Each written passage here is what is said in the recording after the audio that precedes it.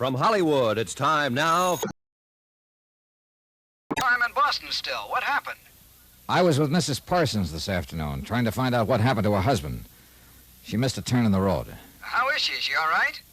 She was killed, Dave. Oh, good Lord.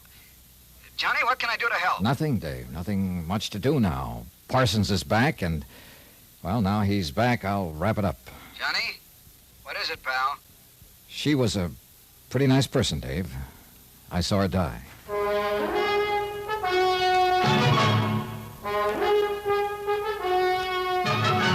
Tonight and every weekday night, Bob Bailey in the transcribed adventures of the man with the action-packed expense account, America's fabulous freelance insurance investigator. Yours truly, Johnny Dollar.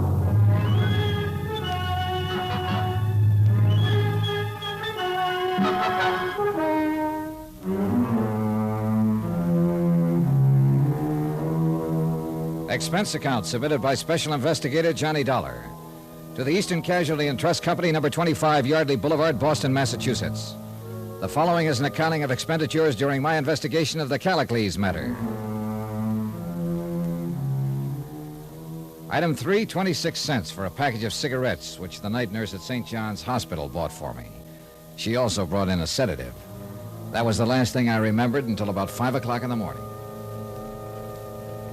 Look out! Look out! Look out! Mr. Dollar. Look out! Hey. Here. You've got a bad dream. Yeah, I guess. Now, you just lie down. You. You need some rest. Yeah. Can I get you anything, Mr. Dollar? Some water? No, sister, no, thank you. What's your name? I'm Sister Amadea.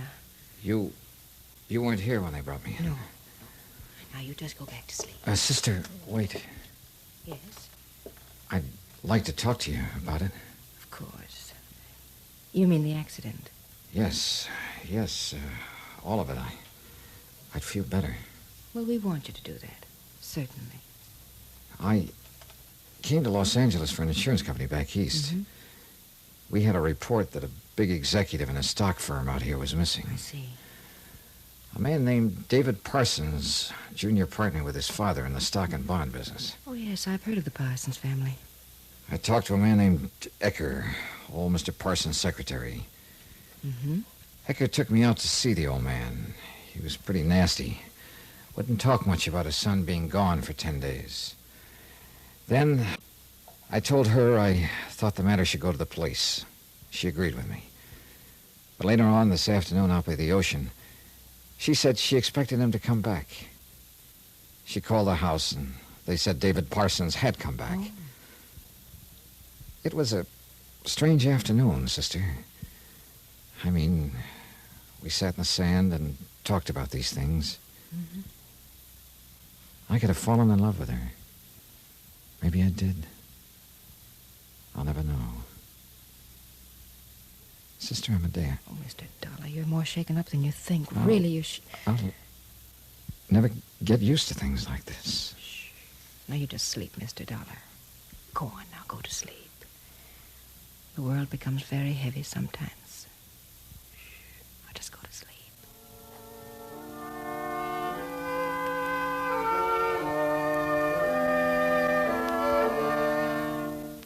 Item 4, $14.95, one night in the hospital. When I got back to the Beverly Hilton, I bought a copy of the morning paper, ordered some lunch, and sat down to read about my accident. An unidentified woman was killed. An unidentified man was slightly injured in a car crash on Sunset Boulevard the afternoon before. No names, no details, no nothing. Strange. But even stranger was the appearance of Robert Ecker, old man Parsons' secretary, at my door. Then I didn't know why his eyes were red-rimmed. Hello, Dollar. How do you feel? Oh, all right now, I guess. Come in.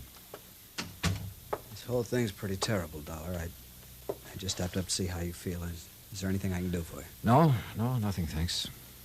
Mr. Parsons wanted you to know that he's concerned for you. Tell him I'm okay.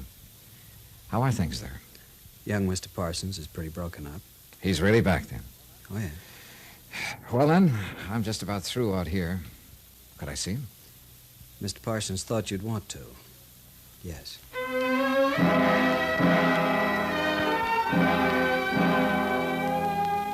Expense account, item 8, $178, airplane ticket, back to Hartford. Item 9, $43, hotel and board for 2 days in Los Angeles. Item 10, $6 cab fare. My plane was scheduled to leave at 9 o'clock that night. I checked out about 4 in the afternoon and went directly to the home of David Sr. He looked a little ashen when I came in, but his temper hadn't improved much. He pointed a crooked finger at me. I've got this to say to you right now, Dollar. If you hadn't insisted on talking to her, she'd be alive today. She wouldn't have been with you driving that car. If she hadn't been forbidden by you to see me, we wouldn't have had to drive around in a car. You have a drink around here? Right there. I didn't come here to argue with you anymore. My job was to find your son. Evidently, he wasn't lost. Ecker told me I could meet him here about this time. You're pretty free with my whiskey. You can afford it. You want one? Oh, I get a jigger before every meal, that's all. Cheers. Well, am I early or what? David will be here any time now. Have any arrangements been made yet? You'll have to ask Ecker about that. I don't know. I'd like to send some flowers, something. That's always the logical gesture. This is Mr. Dollar, David. Come in. It's my son, David. The man in the black suit wasn't what I expected in the way of David Parsons, Jr., somehow. He was tall and rangy, almost athletic. He had a good sunburn, a pair of square shoulders. I would have read him for an advertising man or a pro ball player. Certainly not for the investment brokerage business. We shook hands. He smiled wanly and lit up a cigarette. Dad tells me you've been looking for me. That's right, Mr. Parsons. Where have you been all this time? Well, I took a freighter out of Los Angeles and rode it up to Oregon. Just a whim. Wanted to be alone and do some thinking. How come no word? Oh, that's a whim, too. Are you trying to get into my personal life? No. Just curious again. Well, here's some reports I have to make out. If you'd sign them, I'd appreciate it. Go ahead, sign them. Let them go. Sure. I have a pen.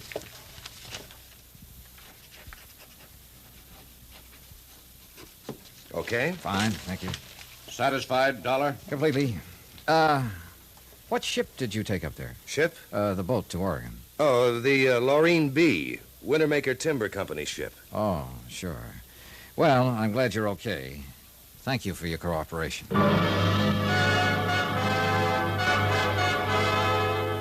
I went back to my hotel, checked in once more, canceled my airline reservations, and put in a call to Robert Ecker. He wasn't in his office. A little arguing got me his home number. No one answered. I went out and spent $25, item 8, to rent a car. Over to Ecker's apartment address. He wasn't in, so I waited. A half an hour later, he drove up, ran into his apartment for about a minute and a half, came back out and got into his car. When he pulled into traffic on Wilshire, I was one Buick behind him. He finally stopped at a place on Olympic Boulevard, the Parkway Funeral Home. I waited 5 minutes and then walked in. Robert Ecker stood in a semi-dark room, hands folded before him as if in prayer. He was looking down at the body of David. Hello, Ecker. Hello. Came by to pay my respects. Sure. I'm... Who is she, Ecker? What was that? Who's this girl? She isn't Dorothy Parsons, I know that much. Who is she? We better talk about this. Yeah. Yeah, we better talk. Her name's Ellen. Her name was Ellen Myers. We're going to be married. I'm sorry. She was one of those lonely people that you find in this town. I mean, she worked a bit in pictures and drew and painted a little bit. I don't know how I met her. I just know that she was fresh and lovely, and she'd do anything for me. Or for old man Parsons. For me. She was mine. Everything else is his. She was mine. He blew up the other morning when I called up and said you were in town looking for David Jr. He said we had to steer you out. He didn't want you talking to anybody. So he arranged that she'd be there posing as Mrs. Parsons. He asked me to get someone. She was delighted with the idea. It was kind of a little game for her. Where's the real Mrs. Parsons? Home, I guess. I don't know. I'll find that out. Now, tell me who's the guy I shook hands with this afternoon who said he was David Parsons, Jr.? I don't know his name. Someone the old man hired to play the part for him. Then David Parsons is still missing. Yeah? Why all the cover-up? Why doesn't the old man want him found? He does want him found. He wants him found in the worst way. He's been turning the country upside down looking for him for a week now. There's something like 23 operatives from a private detective firm looking for him, but he doesn't want it to go to the police. He wants it out of the papers at all costs. Why? Parsons is going to merge with Little and Tennyson. You've heard of them? Yeah. The old man's got to take it easy. Heart attack. Parsons Jr. will get into the saddle when the merger happens. He'll take over the whole play. That is, of course, with the old man sitting down in Palm Springs dictating orders to him. In other words, old man Parsons wants his figurehead to be on deck, clean and unsullied for the merger. That's it. What do you think happened to Junior? I don't have any idea. What happens to any of us who work for Parsons? We give him lip at first, we get mad at him. In the end, he shakes out all the dignity and honesty you might ever have, and he makes you his own personal robot. Look at me, Dollar. He got me to make my girl play all that out in front of you. Now she's dead, and I'm still a robot for him. Take it easy. Sure. How did you get on to Junior? Oh, he didn't look broken up. He was a pretty bad actor. He also gave some wrong answers about being off on a ship and so on. Hey, look, you don't have to say anything about talking to me. Oh, but I will. I'll tell Parsons you pumped it all out of me. Won't worry him a bit. He'll figure out some other way to stop you. I told you once before, Dollar. He'll break your heart.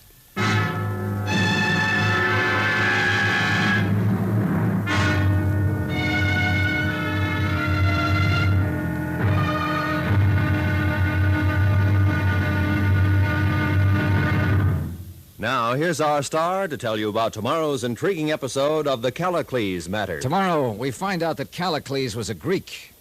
Maybe the greatest one of them all. Join us, won't you? Yours truly, Johnny Dollar.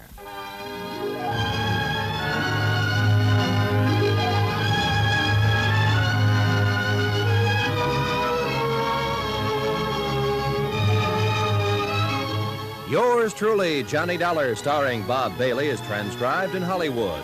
Written by John Dawson, it is produced and directed by Jack Johnstone. Be sure to join us tomorrow night, same time and station, for the next exciting episode of Yours truly, Johnny Dollar. Roy Rowan speaking.